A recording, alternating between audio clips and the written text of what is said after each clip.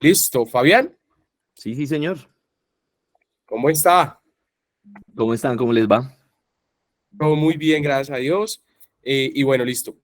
Entonces, dame ilustra, ya. Bueno, entonces les cuento a todas las personas que están conectadas que hoy nos va a acompañar Fabián Hernández Cadena, quien es comunicador organizacional y periodista, tiene una especialización en opinión pública y mercadeo político, estudios en control social y en la gestión pública, con más de 15 años de experiencia en gestión, planeación y ejecución de estrategias de comunicación política, comunicación de crisis, imagen y reputación institucional. Van a poderle hacer varias preguntas con relación a campañas publicitarias, a marketing digital en partidos políticos, de candidatos, de organizaciones sociales. Si ustedes en este momento están trabajando en alguna de ellas, ha sido investigador en medios de comunicación y ha trabajado en diferentes lugares como es la misión de observación electoral MOE, la Clínica Montserrat, la Plataforma Colombiana de Derechos Humanos, WWF, Save the Children, entre otras, entre la Comisión de la Verdad, mejor dicho. Fabián, usted tiene una hoja de vida muy larga, con mucha experiencia y de verdad nos hace muy feliz poder contar hoy con usted, con esa experiencia y que podamos en esta horita poder resolver algunas dudas, poder aprender muchísimo más frente a este tema que, bueno, en aras de que ya tenemos unas elecciones muy encima, que hay varias personas acá con intereses políticos, pero también con intereses sociales, y que tienen este interés de sacar sus proyectos, sus productos, pues a conocimiento y pues que también podamos, como lo dijo Catherine en el primer día, podernos apoyar entre todos. Entonces, Fabián, muchísimas gracias por estar de nuevo aquí y bienvenido. Aquí más o menos las personas empiezan a conectar más tardecito, pero ya tenemos 43 personas conectadas. Bienvenido. Bueno, Fabián, muchas gracias por la invitación. Particularmente hablando, como tenemos una hora, entonces de todo lo que implica una campaña política, todo lo que implica comunicación política, comunicación electoral y demás, pues evidentemente no vamos a poder avanzar. Les traía como propuesta que concentráramos un poco esta conversación, sobre todo en el tema de vocería institucional, el tema de relación con medios de comunicación, el tema del tema de la expresión en público, un poco, cómo abordar los medios, cómo abordar noticias, cómo abordar eh, intervenciones. Entonces, como para que salgamos con algo del mare magnum de cosas que Buenísimo. podría hablar, vamos a hablar en específico de eso, ¿le parece? Entonces, Listo. Fabián, entonces yo de pronto en algún momento lo voy a interrumpir. Las personas, les pido que por favor comenten aquí en el chat si tienen alguna pregunta y demás. Yo los estoy leyendo y de pronto ahí voy a hacer como esa intervención para que Fabián nos pueda resolver algunas dudas dentro de sus proyectos, dentro de su trabajo y estas cosas que él nos venía contando, digamos, de ese desarrollo para poder hablar en público, para enfrentarnos nosotros a los medios de comunicación, a las redes sociales y demás. Entonces, Fabián, el tiempo es oro, así que iniciemos. listo, entonces vamos a compartir esta y me confirman que todos estemos viendo un gran Illustrate Comunicaciones Estratégicas. Listo, lo Listo, estamos bueno, viendo. solo una cuestión metodológica. De pronto, si llega el caso en el que me desaparezca, frescos, aparezco en un minuto. Ese minuto aprovechenlo para reflexionar sobre lo que les estoy diciendo y demás, que a veces cuando se baja acá muy fuerte la luz últimamente, entonces esto se reinicia, pero regreso en muy poco tiempo. Bueno, entonces lo primero que vamos a contarles, que les voy a contar es esto, ¿cómo nos vamos cómo nos enfrentamos al micrófono? ¿Cómo nos enfrentamos a la noticia? ¿Cómo nos enfrentamos a los medios de comunicación que están todo el tiempo indagando sobre nuestras posturas, que todo el tiempo nos están preguntando o que empezarán a preguntarnos en distintos momentos sobre nuestras posiciones, sobre nuestros programas y demás?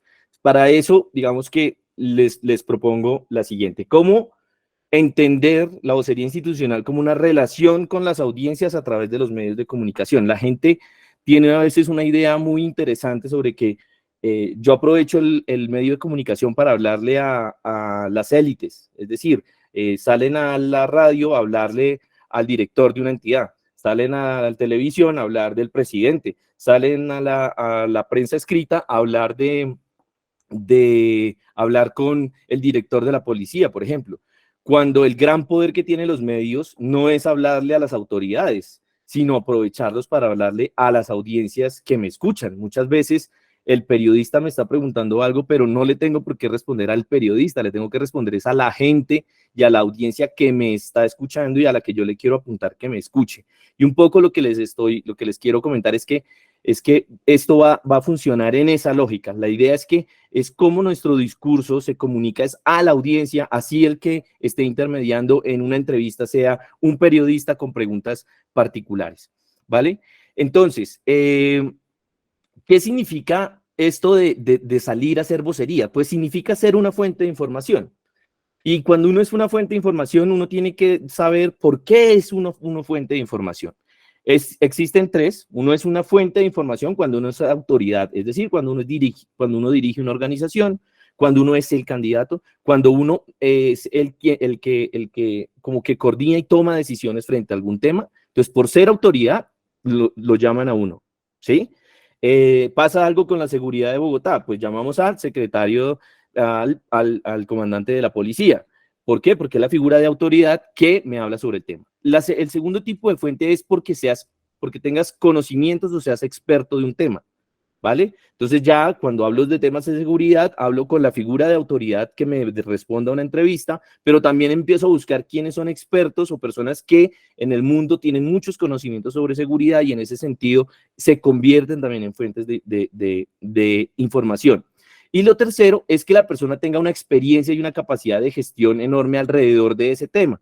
Entonces, si estuviéramos en el mismo ejemplo, entonces no solo llamo al experto en seguridad que ha hecho una investigación sobre seguridad, no solo llamo al comandante de la policía de Bogotá, sino que en el caso empiezo a buscar qué personas han tenido experiencias con temas de seguridad que me sirvan como información. Y entonces puedo conseguir empresas que actualmente tengan modelos innovadores sobre seguridad, puedo conseguir marcas, puedo conseguir personas que hayan gestionado algún tipo de temas de seguridad en su comunidad y cómo esa seguridad en su comunidad, esa gestión que hizo, logró mejorar y esa se convierte automáticamente en una posible fuente de información. Entonces, uno es fuente de información cuando tiene una de estas tres. Y uno como candidato en general o cuando está en dirección de organizaciones, pues uno tiene que ubicarse en reconocer por qué es que me llaman los periodistas o por qué me podrían llamar. Y también indica por qué no me llaman. No me llaman porque no soy autoridad. Si no soy autoridad, evidentemente, al no tener un cargo, pues tengo una posibilidad menos de que me llamen a preguntarme en entrevistas. Pero entonces lo que sigue es, ok, ¿cómo hago para acceder? Dos maneras que hay: conviértase en un experto en un tema, conviértase en una persona que sabe mucho sobre un tema, o haga algo o tenga una experiencia y una capacidad de gestión de un tema que sea digna de ser contada o que merezca ser contada. No digna, la palabra dignidad es distinta, pero que merezca ser contada, ¿vale? Entonces, teniendo en cuenta eso, yo voy a hacerles como unas preguntas para que ustedes se respondan a sí mismos, que es las que le hago yo a muchos candidatos cuando comenzamos a hablar de estos temas, y es: venga, ¿qué transmite usted cuando habla? ¿Usted es capaz de hablar y que las personas que lo escuchan se enteren de qué siente usted? O sea, ¿usted es capaz de manifestar rabia, que es capaz de manifestar alegría, es capaz de manifestar ternura, indignación? Es decir, esos sentimientos usted logra transmitirlos cuando habla. Entonces, ustedes allá pregúntense si sí o no, escriban sí, no, qué sentimientos y demás. ¿En qué medio, sea prensa, radio, televisión, foros, plaza pública, es donde mejor usted se siente, se desenvuelve? ¿Usted dónde cree cuando me entrevistan en determinados medios o cuando estoy en determinada situación me desenvuelvo muy bien, en cambio que hay otros escenarios en donde no me desenvuelvo muy bien? ¿Cuáles son esos escenarios? ¿Existen temas con los que me muestro inseguro? Es muy importante saber cuáles son los temas en los que soy flojo y tenerlos absolutamente claros. Uno, o para omitirlos y no hablar de esos temas y nunca hablar de esos temas, o dos, para fortalecerlos, para tener algún día una opinión que me posicione frente a ese tema. Cuatro, ¿cómo responde usted ante las contrapreguntas? Usted de los que si alguien lo contradice se pone bravo, se irrita, se pone nervioso, sabe qué decir, no sabe qué decir,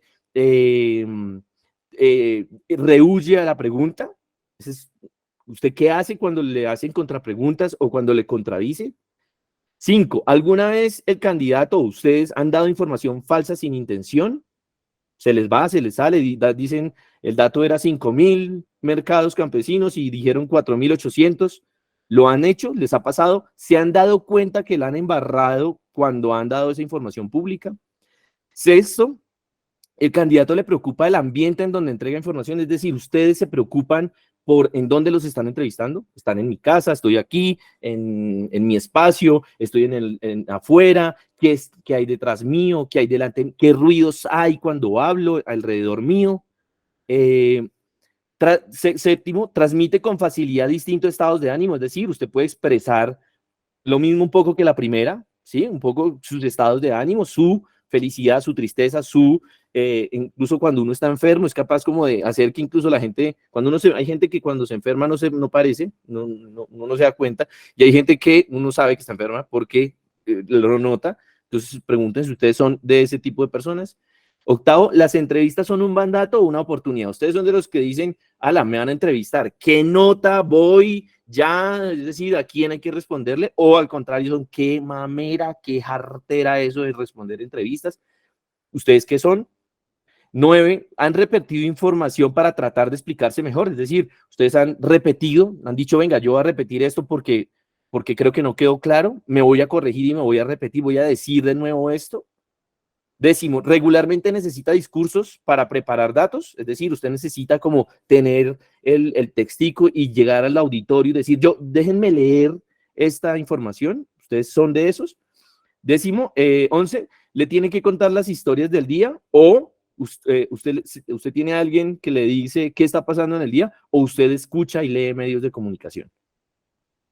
Esas son preguntas que se tienen que hacer. ¿Por qué?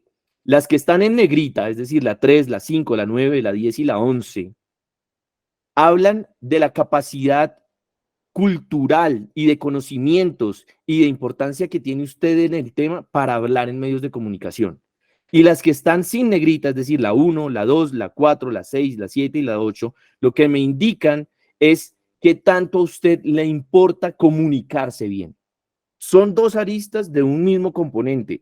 Una cosa es saber de un tema y una cosa es saber y tener los conocimientos para expresarlo y otra cosa es expresarlo bien, ¿sí? Y aquí es donde es súper clave que tengamos en cuenta que las dos aristas no es que compitan, es que las dos tienen que complementarse. De nada sirve ser una persona que sabe muchísimo si no logra transmitir la comunicación que quiere transmitir. Pero también de otro lado, ¿de qué sirve ser súper histriónico, súper hablador, súper bueno, súper atrayente, súper cautivador y que responda tres cosas vacías sin contenido político, sin contenido emocional? ¿Sí? Es de esos dos temas de los que se construye el vocero. Y de eso es lo que se prepara el vocero. Y de estas preguntas, así es que nosotros comenzamos a construir cuál es la manera o cuál es la intervención que uno hace a un candidato para que se fortalezca en su capacidad de comunicación, ¿vale? Cuando hablamos de los trabajadores de comunicación, de los periodistas, de esa persona, hoy en día hay varios tipos. ¿Sí? No solo está el reportero, que es el que más conocemos, que es el periodista que se le acerca a uno o que se le acerca a la gente a hacerle preguntas, sino que además en los medios de comunicación hay opinadores, gente que no sale nunca a la calle a preguntarle a nadie, pero tienen la opción por conocimiento, por experiencia, por gestión, por hoja de vida, de hablar y de opinar sobre temas en los medios de comunicación. Hay otros que son los relacionistas públicos, es decir, gente que trabaja para establecer estrategias de comunicación de organizaciones, que son comunicadores que ayudan a organizaciones a posicionar sus temas, ¿sí? Hay otros comunicadores que son que hoy en día están muy de moda, que son influenciadores, que tienen en muchos casos muchísimos más seguidores que un periodista tradicional.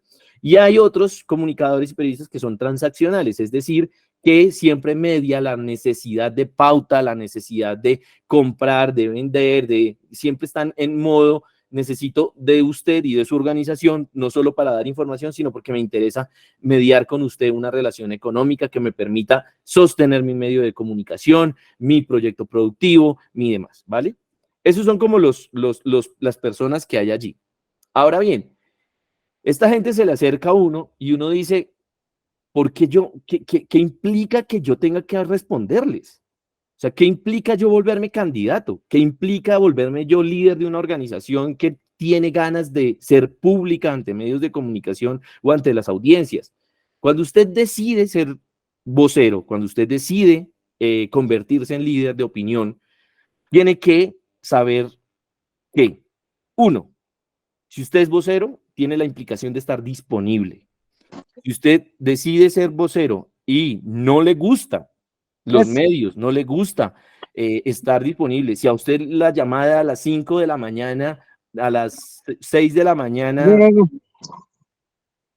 escuché un ruido, perdón, a las 6 de la mañana de una emisora, ¿le parece que no, que lo dejen dormir? Pues maestro, creo que no estás en la decisión ideal, ya que si vas a ser candidato y si vas a ser vocero institucional, tienes que estar disponible para la llamada de la mañana de radio, tienes que estar disponible para el cierre en los periódicos a las 3 de la tarde, tienes que estar disponible para la noticia en vivo, porque la noticia en vivo no espera a que la persona, cuando la persona quiera, los temas en vivo salen cuando salen y uno tiene que estar disponible. Dos, uno tiene que saber que tiene que hacer público su número celular, su correo electrónico y hasta la dirección de la casa para los periodistas. Si no, de nuevo, no sea vocero. Si no, de nuevo, no sea candidato. Si no, de nuevo, no, porque es que son implicaciones básicas de las que tiene uno que tener en cuenta cuando se es vocero. Tener una agenda modificable. Esto, en campaña uno lo coordina en mirar cuáles son estas agendas inmodificables, es decir, cuáles son esas reuniones en las que sí o sí está ocupado y cuáles son esas reuniones en las que una persona puede decir, me voy a salir 10 minutos, 15 minutos a responder una entrevista y regreso. Tener una agenda modificable es parte de las implicaciones de ser vocero. Estar enterado de todo o que alguien cercano esté enterado de todo es una condición del vocero, ¿sí? Tenemos que saber qué está pasando en el país, porque uno no sabe si la pregunta que me van a hacer es sobre algo de lo que sé o algo de lo que está pasando, y por estar en determinada reunión no me entero. En ese caso siempre es importante que mientras uno sea vocero, tenga uno la capacidad de estar pendiente de muchos temas, de estar al tanto de la coyuntura, sino tener a una persona que esté pendiente de esos temas para que le diga a uno, le sople a uno, le cuente a uno qué es lo que está pasando y uno nunca se quede corto a la hora de ser vocero. Y es evidente que una de las implicaciones de ser vocero es que pierde uno un poco de privacidad. Evidentemente, cuando uno es vocero y es figura pública o cuando uno es candidato, uno debe reconocer que pierde un poco de la privacidad, ¿vale? Pero también, además, tiene unas responsabilidades. Esto es lo que implica en términos de vida ser vocero. Pero en términos de política, es que usted se convierte en voz oficial. Todo lo que usted diga será tomada como una posición oficial. Así sea diciendo, no, es que cuando usted es, por ejemplo, jefe de comunicaciones, es un complique hablar con periodistas porque muchas veces los periodistas creen que el jefe de comunicaciones y lo que está diciendo es lo que piensa el candidato y eso lo transmiten como tal. Cuando uno está en una campaña, sea la persona que sea dentro de la campaña, o cuando uno es el candidato, todo lo que diga, toda opinión puede ser susceptible que sea convertida en verdad oficial de mi campaña. Tiene una responsabilidad pública y esa responsabilidad es interna al interior de la campaña, pero también es externa, es decir, ante los medios de comunicación y grupos de interés. Esa responsabilidad hace que usted tenga que responder por el sándwich que se repartió en el meeting político hasta por los grandes temas de financiación de su campaña. En todo momento y circunstancia, mientras tenga la investidura que le da el cargo, mantenga la dignidad. ¿Eso qué quiere decir? Que usted tiene que hacer que a pesar de que haya momentos de controversia, que a pesar de que haya momentos muy difíciles, su dignidad como ser humano se mantenga y no salga y no pierda los estribos. Todo por temas de imagen y sobre todo por temas de imagen. Como les decía, sus posiciones siempre serán tomadas como oficiales. Ahora bien, nosotros tenemos derechos. No es que los periodistas tengan el control total de las entrevistas y ellos hacen con uno lo que se les da la gana. Eso no es así. Las personas los funcionarios tienen derechos y controles sobre las entrevistas. Les voy a contar 10 temas que ustedes tienen que tener súper en cuenta porque implican asumir una manera distinta de enfrentarse a los medios de comunicación, ¿vale? El primero, ustedes tienen el derecho, por decirlo así, estos son como sus derechos, a negar entrevistas. Mi consejo es, niegue entrevistas cuando sea estratégico negarlas, pero que no sea la norma, ni mucho menos. La norma debería ser, respondemos entrevistas, puede que nos demoremos, puede que nos tengamos que preparar mejor, pero nuestra norma es tratar de salir a las entrevistas por nuestra responsabilidad pública, por nuestra responsabilidad como autoridad o líder de una organización. Y solo negar entrevistas cuando realmente sea estratégico negarlas. En ese sentido, les digo, por ejemplo, hay un caso que es muy, muy interesante que nos pasó una vez y es que, claro, llaman a las 5 de la mañana el productor de Julio Sánchez Cristo y dice, no, que necesita que salgas vocero ya, de una multinacional chilena, que tenemos un tema, que salga ya.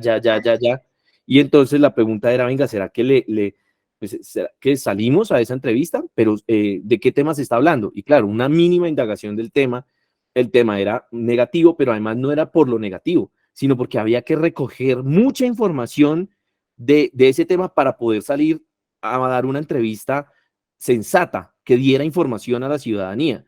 Tocaba buscar información. Esa búsqueda de información, nosotros dijimos, eso nos vamos a demorar una hora, en una hora ya tenemos todo y ahí sí el vocero puede salir a responder la entrevista. ¿Qué pasó? Pues nosotros dijimos, la evaluación que uno hace es a las 5 de la mañana y que Julio diga que llamó y no contestamos, eh, hicimos hacer esa y que nos hable mal, diga que no estamos prestos a salir, o decir sí, pero más tarde, por ahí tipo 10 de la mañana, 9 de la mañana, tenemos ya una respuesta y enviada no solo a Julio, que quería la información en ese momento, sino a todos los medios, a todos los medios, porque sabíamos que era una información necesaria. Esa negada esa entrevista a esa hora nos permitió solo que las personas que a las 5 de la mañana no nos escucharan embarrándola, pero que además no solo la W, sino todo el resto de medios pudieran tener a las 10 de la mañana la posición oficial informada y dateada del vocero. ¿Sí? Entonces ahí es cuando uno dice, bueno, puede ser estratégico. No negamos el momentum, pero no negamos la entrega de la información. Y a veces que en ese momento hablen mal del vocero, digan no participó, no estuvo, no sé qué, se le buscó, puede ser mejor si al final vamos a tener una respuesta mucho más amplia, mucho más masiva, mucho más pública, que realmente responda a la coyuntura. Entonces, de nuevo, la regla es responder entrevistas. La excepción es negar, pero es un derecho negarse, también es cierto. Uno tiene el derecho de decir, no quiero ser entrevistado. Dos, uno tiene derecho a ser advertido de si es una entrevista o un debate, porque son dos cosas absolutamente distintas. Una cosa es que yo conozco al periodista y sé qué preguntas me puede hacer, y otra cosa es que yo sepa que al otro lado de la línea hay una persona para generar una controversia. ¿Sí? Uno tiene derecho a ser advertido de esto, no a definir, bueno, en algunos casos ha habido en el pasado voceros que dicen, apenas se dan cuenta que es un debate, dicen, usted no me invitó para eso, esto rompe las reglas de juego acordadas y se retira. Porque hacer entrevistas y ser vocero implica esto, implica reglas, una regla tácita entre el periodista y uno de cómo se va a desarrollar la entrevista. Tres, conocer la temática, no necesariamente las preguntas. Hay voceros que dicen, pero dígame de qué me va a preguntar. Uno dice, mira, es imposible obligar a un periodista que te diga qué te van a preguntar. Es imposible. Pero sí es posible que sepamos de qué temas nos va a preguntar. La pregunta como tal no, pero el tema sí. Nosotros tenemos derecho a saber. Por eso la conversación que uno tiene con los periodistas y los medios antes de que los medios lleguen a entrevistarlo a uno es súper importante. Y es un derecho que tenemos. Ir a conversar, preguntan de qué tema es, por favor, es una entrevista o un debate, en dónde va a ser. De hecho, la cuarta es, uno tiene derecho a definir un lugar, una hora, si no se puede eso, ofrecer alternativas para que el periodista pueda llegar a donde uno esté, ¿sí? Eh, no necesariamente en el lugar y donde ellos quieran, sino uno tiene derecho a decirles, mire, yo voy a estar en tal momento, en tal lugar, puede llamarme en ese celular en ese momento que voy a poderle responder, no puedo en donde usted me dice. 5, saber si las entrevistas serán en vivo, al aire o pregrabada. Esto es súper importante porque a ustedes los prepara de manera distinta.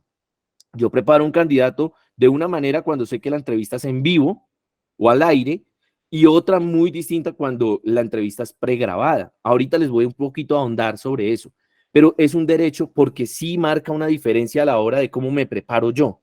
Y ya les voy a contar cómo es esa diferencia, ¿vale? Sexto, conocer en qué espacio se emitirá o publicará la información.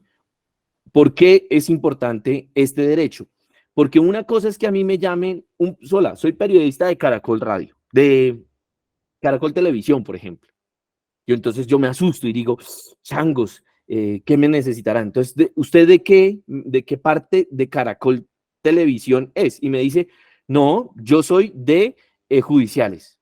¿Qué hacen ustedes? Pues muérase del miedo. O sea, si a usted lo llaman de judiciales de Caracol Televisión, asústese. Pero de pronto lo llaman, no, soy de la red. Claro, ahí el tema cambia, lo que usted está pensando es miércoles, me descubrieron, qué hice, mis chats, quién los tiene, etcétera. Esa diferenciación, a pesar de ser el mismo medio, saber en qué espacio se va a publicar la información es importante para saber de qué tono y en qué tono no debo hablar.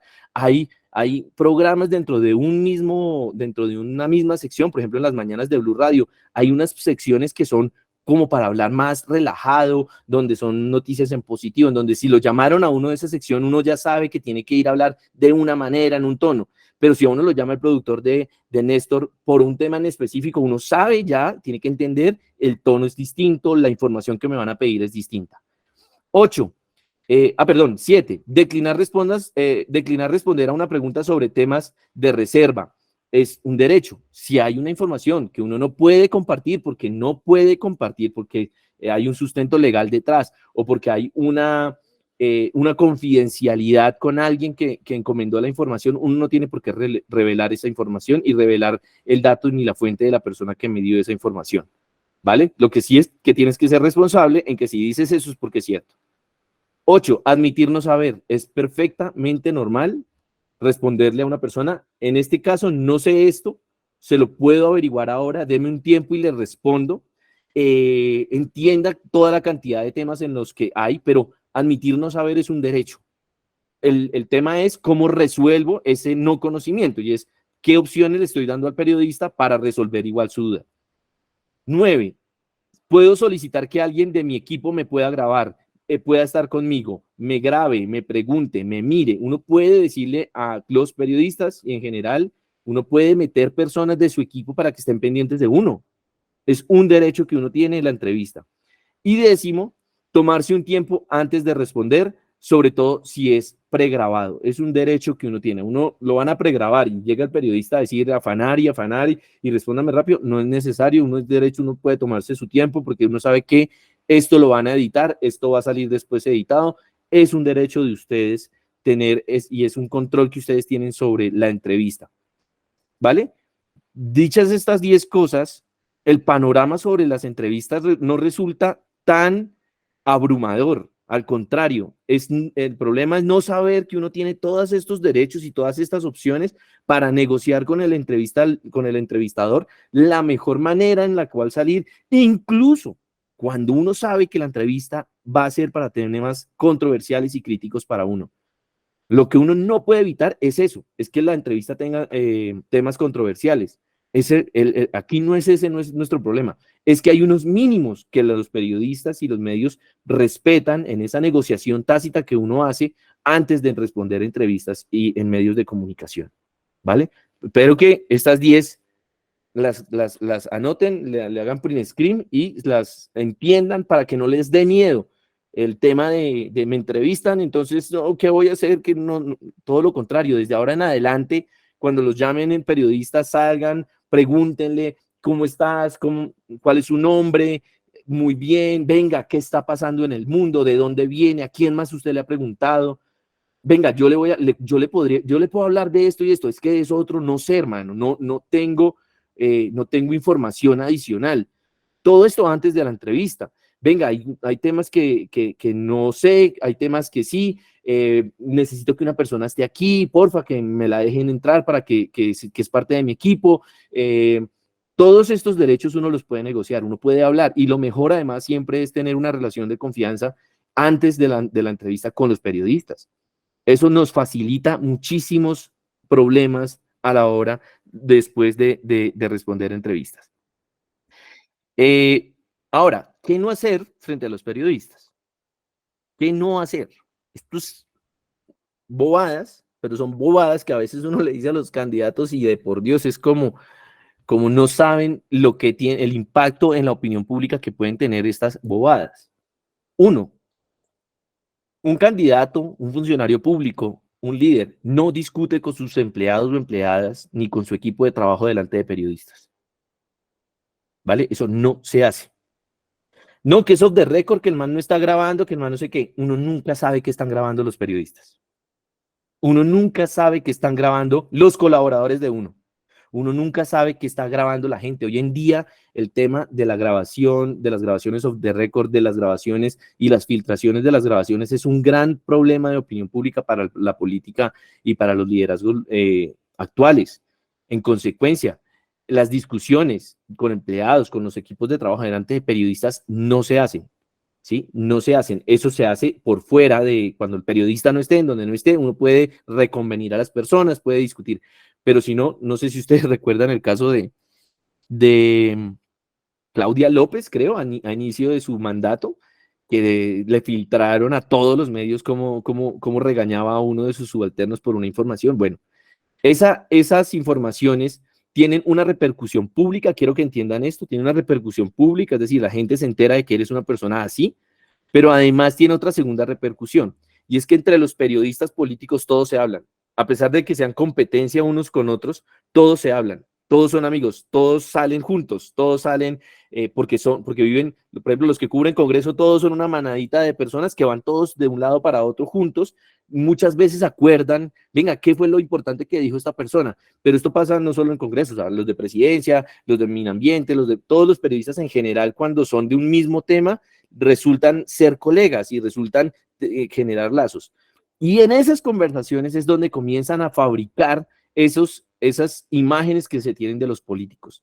Y entonces la imagen del equipo, del político que no habla bien, del político tartamudo, del político borracho, del político mujeriego, del político bravo, mal geniado, del político, todo eso se construye, no solo con lo que vemos nosotros, sino con lo que entre los periodistas que están al lado del político y viendo lo que está pasando, empiezan a construir del candidato.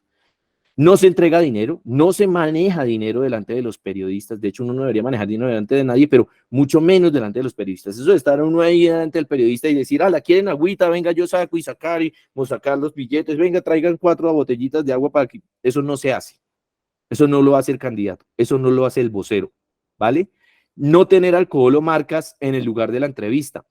Por más de que a ustedes una prima les haya regalado el Chivas 25 años de no sé cuántos millones de pesos y sea un artículo de lujo, no se tiene alcohol cerca de cámaras o cerca de periodistas. Tampoco marcas, o sea, como grandes marcas, porque es un problema. Usted está en una entrevista hablando de un tema, que no sé, digamos un tema minero y de pronto aparece una camión atrás pasando con una publicidad de una marca de Coca-Cola y demás, en donde la gente pierde la identidad o peor, cuando uno habla de un tema y atrás está la publicidad de un candidato, de otro candidato. Entonces, no tener marcas, no tener alcohol. No sé si ustedes recuerden en el 2000, ¿eso cuándo fue? 2010, estaban en las elecciones de Congreso, el registrador era... el registrador, uy, se me olvidó el nombre del registrador de ese momento.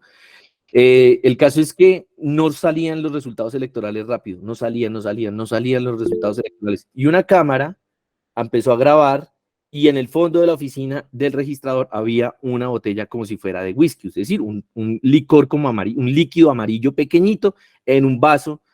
Y claro, la discusión de los medios todas fue que el personaje, mientras no salían los resultados electorales, estaba borracho. Pues, señores, Ariel, el registrador Ariel, era astemio. No sé si me imagino que sigue siendo, pero astemio, es decir, no tomaba trago. Pero esa imagencita fue suficiente para que le hicieran toda esta imagen. No se discuten temas administrativos delante de periodistas, es decir, uno no le dice si el presupuesto está bien, si el presupuesto está mal, si trajeron los folders, si no trajeron los folders, es decir, ante los periodistas nosotros encapsulamos al periodista en una situación en donde hable el político y el candidato y sus personas de confianza con el periodista, sin que ahí se discuta nada administrativo ni de la campaña. Y tampoco, nunca se mencionan reuniones privadas. Hay unos políticos y unos candidatos que cometen el error de convertirse en voceros de otro político. Entonces dicen, no, acabo de salir de una reunión con el alcalde y él manifestó esto, pero el alcalde tiene 25 personas en su oficina de prensa que les ayude a gestionar medios. A usted lo llaman una vez y entonces usted va a dedicar los 8 segundos que le dan en la entrevista para hablar de lo que el otro tiene, para hablar de las comunicaciones del otro, de lo que el otro dijo. O sea, hay que aprovechar los momentos de la entrevista para hablar de lo de uno. Y no hay que mencionar las reuniones privadas o lo que se dice, sobre todo, primero, si no se acordó que se publicara lo que se habló ahí. Y segundo, porque para eso esas personas y esos otros tienen sus equipos de comunicaciones para posicionar sus temas, ¿vale? Bueno, ahora voy a pasar un poco, no sé, yo estoy tratando de ir un poco rápido para ajustarme al tiempo y poderles contar todo lo que les quiero contar. Les voy a dar como herramientas muy básicas, muy básicas, que uno puede profundizar después de cómo comportarse o cómo alistarse para determinado tipo de entrevistas, ¿vale? Entonces, les digo, comencemos con radio o podcast, que son las dos opciones hoy en día. Con radio o con podcast, es muy importante que ustedes sepan que pueden utilizar notas escritas, que pueden llenar, es decir, si usted van a entrevistarlo en radio, usted puede sacar todos sus apuntes, ponerlos. Yo siempre les recomiendo a los candidatos, venga, no haga apuntes tanto en cuadernos, sino hagamos un folder de hojas que se puedan separar, y aquí en esta hoja hacemos todos los temas alrededor de este tema, en esta otra todos los temas, para que usted pueda abrirlos y desplegarlos en una mesa, o literalmente es un consejo, o en su cama, cuando usted lo entrevistan muy temprano en la mañana, pues que usted se pueda sentar, pueda poner todas las hojas abiertas en la mesa, y usted pueda mirar, bueno, sobre este tema, cuáles son los datos relevantes que tengo. Esta hoja es la de mis datos relevantes de este tema, esta hoja es la de mi posición oficial sobre este tema y demás, ¿vale? Eso nos facilita mucho, nos genera confianza como voceros en lo que vamos a decir, tener la información allí. Tener un cuaderno también sirve, una agenda también sirve, sino que siempre es uno buscar en qué páginas que tengo la información. Durante la campaña o en proceso de ello, o cuando uno es director de una organización, siempre hay que tener como unas hojas separadas en donde uno diga, estas son las 4 cosas que quiero decir, estas son las 3 cosas, estos son los datos, y poderlos tener abiertos. Radio permite eso, permite que ustedes siempre tengan la información ahí, que ustedes puedan mover, cambiar y que no se dé cuenta la audiencia. Responda rápidamente, tenga cuidado con los silencios, a no ser que el silencio sea de nuevo muy estratégico, pero de resto, la idea es que responda rápidamente, porque el silencio en radio, para un oyente desprevenido, significa inseguridad, ¿vale? O sea, si uno se queda mucho, ay, es que se le olvidó lo que iba a decir. El silencio significa traduce un poco inseguridad. Entonces trate de responder lo que le preguntan. Bueno, eso es, respondan lo que le pregunten, ¿no? Eso no está aquí, pero por favor, no respondan lo que no les preguntan. Ahorita igual profundizo acerca de esa idea. Prefiera siempre conexiones caseras y no datos de celular, porque ustedes saben los problemas que hay con la información de celular.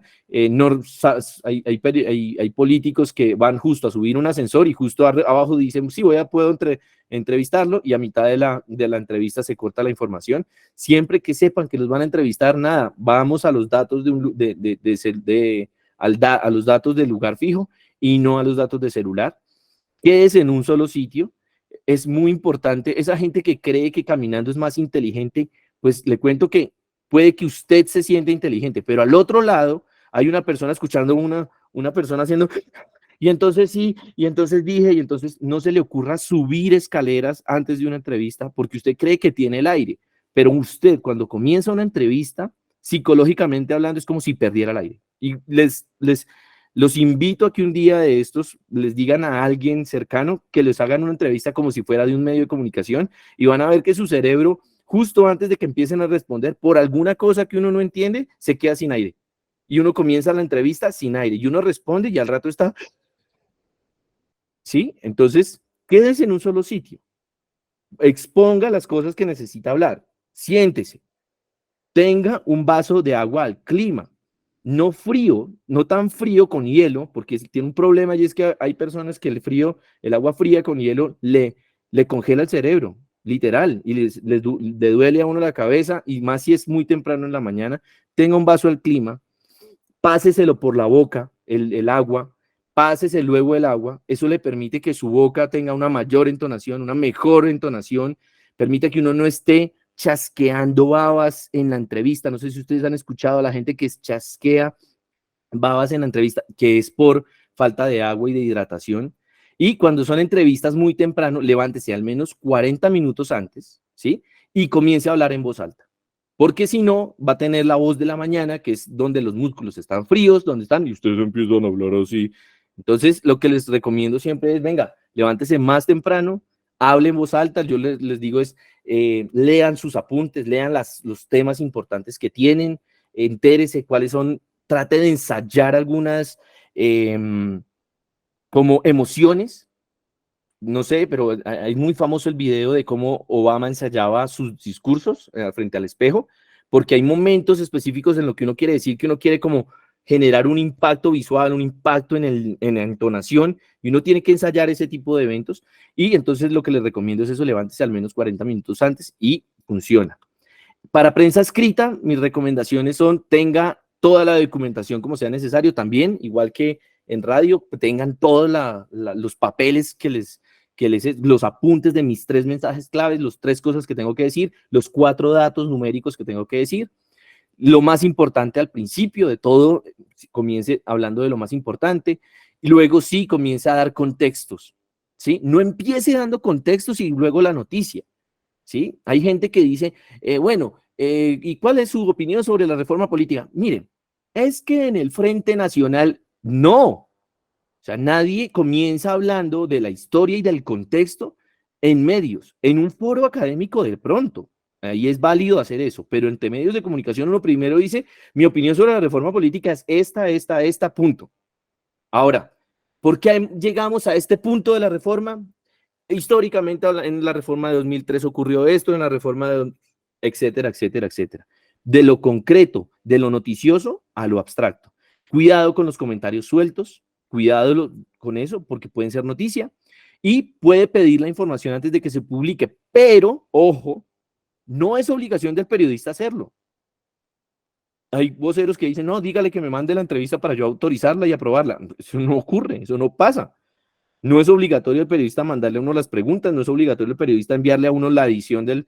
Por eso lo que sí es importante, gente, es que si están en prensa escrita, sean súper concretos. Véanse todos los periódicos que tengan ustedes y miren las entrevistas. Las entrevistas no sale sino un párrafo. Lean ese párrafo. Van a encontrar que ese párrafo dura 15 segundos en ser leído. Es decir, que si a ustedes los entrevistan para prensa, traten de que sus respuestas sean de 15 segundos. 15 segundos, que es lo único que va a salir de ustedes en esa entrevista. En video y en redes sociales, que es hoy en día, esto además tiene más profundidad, estoy siendo como súper las más básicas. Pilas con la escenografía en video, pilas con la escenografía en redes sociales, pilas con los fondos, ¿sí? Pilas con lo que hay detrás mío, porque es muy importante. Empieza la gente a comunicar mucho de lo que hay, comunica más lo que está detrás que la persona, ¿sí? En ese sentido, por ejemplo, a mí siempre me dicen, venga, ¿y como qué recomienda? Bien, si usted va a hablar como experto, va a hablar como académico, va a hablar como alguien que sabe mucho de un tema, un fondo biblioteca y sale. Eso refuerza visualmente. Acuérdense que las personas en televisión y en redes consumen más del 70% de la información es de lo que ven y solo el 30% de la información es de lo que oyen o de lo que leen. Ojo. Entonces, es muy importante lo que está detrás en la escenografía. Por eso, un fondo de biblioteca para una conversación sobre temas académicos y demás, o de experto, funciona, comunica, cierra el círculo. Cuando es una posición dura, ¿no? Yo tengo una posición dura sobre un tema, lo mejor es logos, es fondos institucionales, es unos backings que me diga de dónde estoy parado, quién me está apoyando en esta idea que tengo. Yo soy una organización social y estoy en contra de determinada situación, no lo mejor es ponerme cuál es mi sombrilla, cuáles son los logos de las organizaciones que están detrás mío, cuál es esa institucionalidad que me cobija. Asesórese con un tercero sobre la imagen personal, porte de la camisa, el maquillaje, el peinado, el sudor, la ropa, que ojalá buscar contraste con los fondos. Si hay fondo blanco, tratar de que la persona no se te dé blanco, se le pone una chaqueta encima, un saco, algo, una pañoleta que contraste a la persona. Dialogue con el periodista sobre el tema y la coyuntura antes de la entrevista, como les dije, es muy importante dialogar antes. Prepare datos contundentes, tome un vaso de agua al clima antes de realizar la entrevista, ¿vale? Y ante audiencias en foros, debates y reuniones, 1, tenga claros los 3 mensajes claves que va a contar en la historia, que va a contar por ejemplo, en la plaza pública. ¿Cuáles son sus 3 ideas? Tenga claro los temas que lo diferencian de quien los acompaña. Si ustedes están en un foro académico o en un debate, claramente usted sabe que tiene que saber cuáles son sus temas diferenciadores de ellos, porque esos son parte del acervo, de las armas, de los valores que usted tiene que construir como candidato. Tengo mis 3 temas de campaña, pero además tengo mis 3 temas de diferenciación. Es decir, a eso que está diciendo ese personaje, yo tengo que salir con algo que lo contradiga tan fuertemente que la gente recuerde siempre por qué fue el argumento en contra que tuvo esa idea.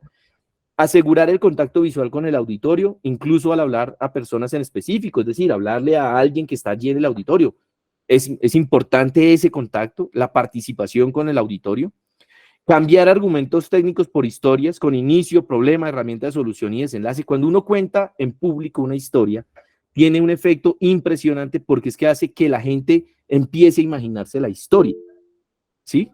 Yo les digo, por ejemplo, imagínense una niña que por situación de la violencia sale de un municipio, la niña tiene 3 mascotas, tiene 3 como mascotas, bebés, la niña sale por cuestiones de la violencia y le toca desplazarse a otro lugar, tiene un hermano que tiene problemas de salud mental, es un hermano mayor y a ella le toca cuidarlo, pero también pues soportar las cosas que tiene su hermano con problemas de salud mental. Entonces yo les digo, si se imaginaron esa niña y si se imaginaron las mascotas, no sé, algunos me dirán, pues, ¿qué mascotas eran? Pájaros, perritos, gaticos.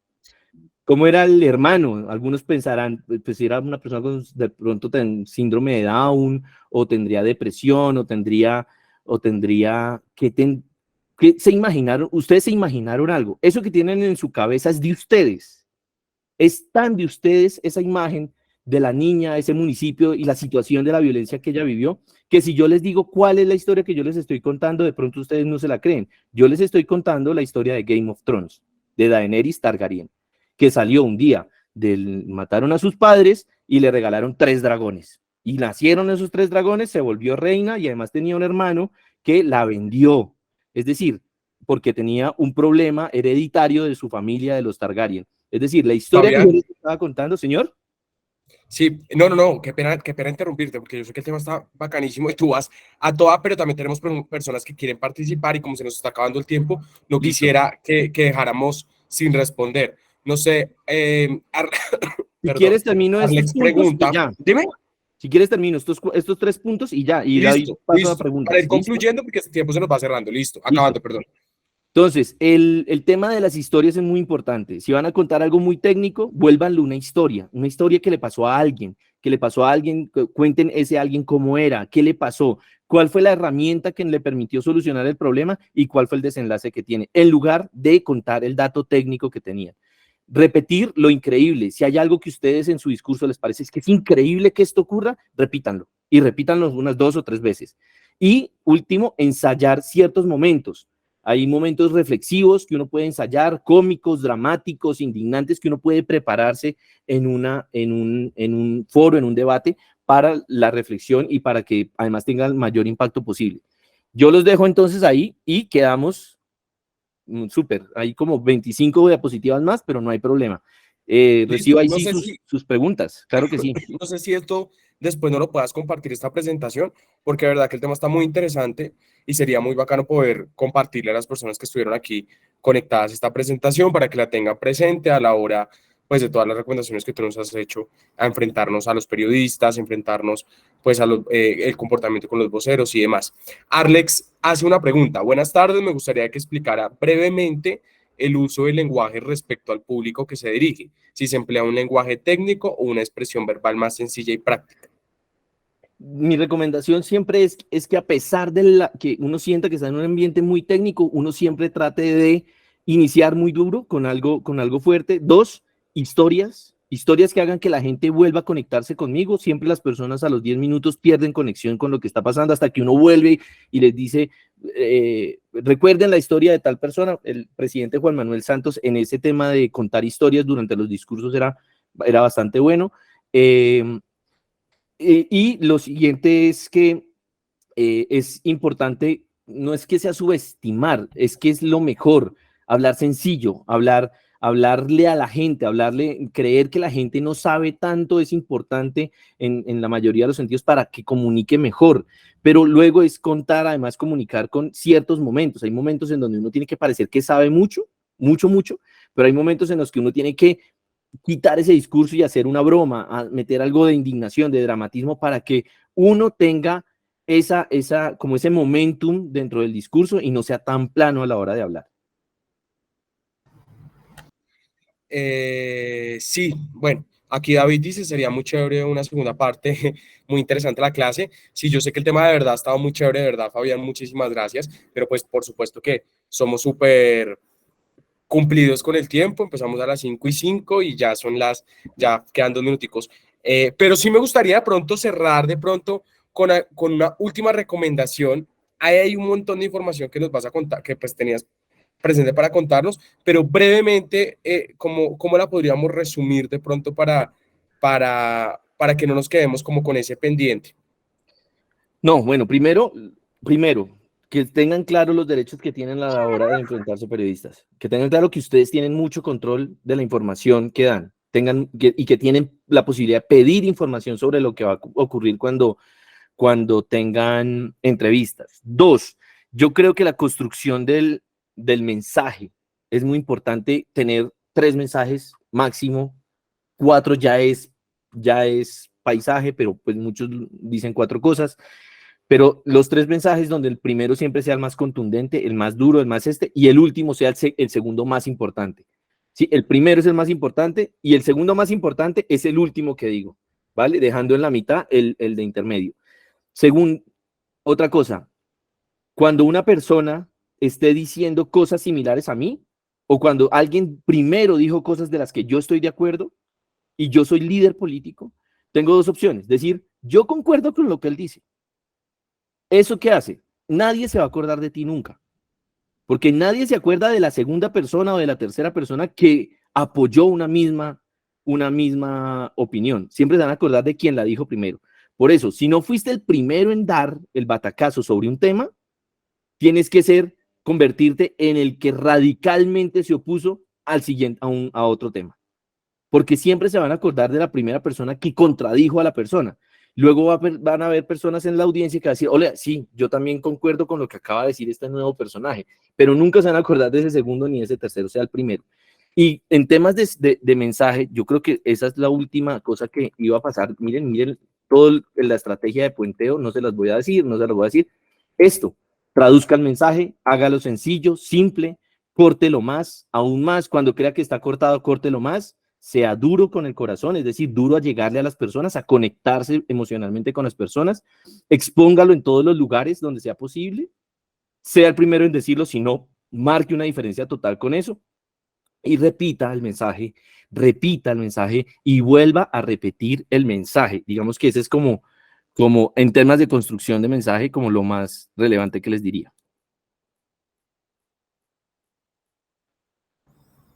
Fabián, pues bueno, muchísimas gracias.